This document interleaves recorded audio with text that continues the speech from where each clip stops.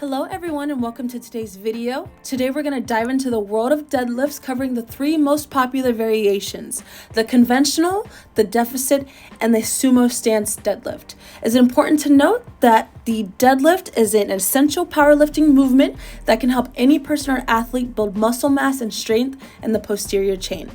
So first up here we have the conventional deadlift. First, you're going to position yourself under the bar with your shins as close to the bar as possible.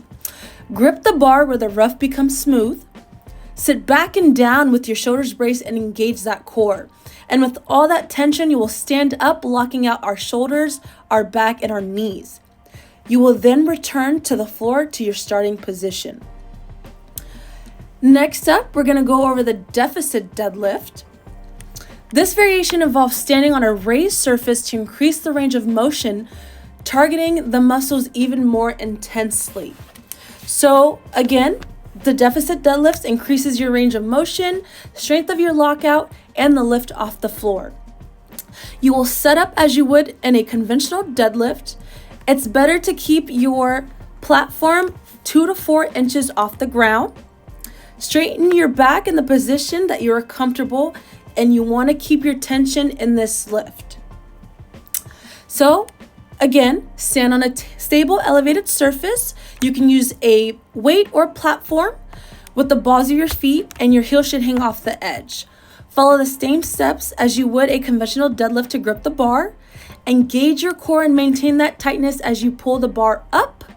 And there you have it, the deficit deadlift. Next up is the sumo stance deadlift. This variation has a wider stance, placing more emphasis on the inner thighs and reducing stress on your lower back. The primary difference is the foot placement, with the stance being wider than the conventional and the deficit. The wider stance allows a narrow grip with hands grasping the bar on the inside of the legs and the feet. You want to keep your chest and torso upright. Pull your hips down and try to get your shins vertical. Push your knees out as you come up to maintain low hips and upright chest. You're going to bring your glutes in through the finish to the bar. The sumo stance is a more leg and glute dominant movement. It allows for more leg drive, easier to load and lift more weight, and without putting so much emphasis on that lower back, which is a problem that most lifters have when doing a deadlift. As long as you follow all those steps, you should be good to go. So let's go ahead and wrap it up. What have we learned today? So today we learned that the deadlift is an essential powerlifting movement that can help any person or athlete build muscle mass and strength in the posterior chain, and also improves the overall athletic performance. Also, the deadlift is a compound movement, meaning that there are various muscle groups participating in the lift. It ranges from your glutes, quads, erector spinae, hamstring traps, latissimus dorsi, erectors, and the gastrocnemius, just to name a few of the primary movers.